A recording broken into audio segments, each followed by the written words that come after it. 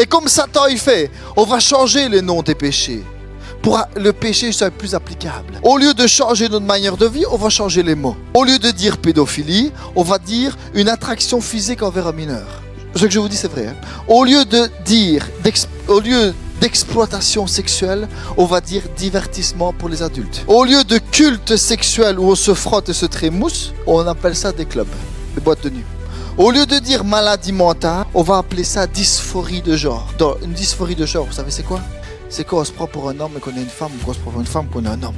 Dans le temps, vous savez où les mettez ces gens-là? Des maladies mentales. Mais non, c'est plus ça. C'est un problème d'identité. Au lieu de dire tueur de bébé, on appelle ça un avortement. C'est plus facile de dire avortement qu'un tueur de bébé. Ah non, j'ai pas tué mon bébé, j'ai fait l'avortement. J'avais une collègue comme ça, elle avait avorté. Oh non, elle n'avait pas avorté, elle a dit si j'ai encore un bébé, j'avorte. C'est pas tuer parce que c'est un fait ceci, c'est tuer. Non, c'est... Alors elle m'a pu parler depuis ce jour-là, mais c'est pas grave. Alors je ne voyais pas souvent de toute façon. Au lieu de dire fornication, disons intimité. Au lieu de dire adultère, on va dire un mariage libre, un libre-échange. Au lieu de dire convoitise, disons que c'est de l'amour. Au lieu de dire que c'est un péché, disons que c'est un complexe, c'est un trouble, c'est une addiction. Un péché, c'est un péché. Alors quand un prédicateur prêche, on va sentir la conviction.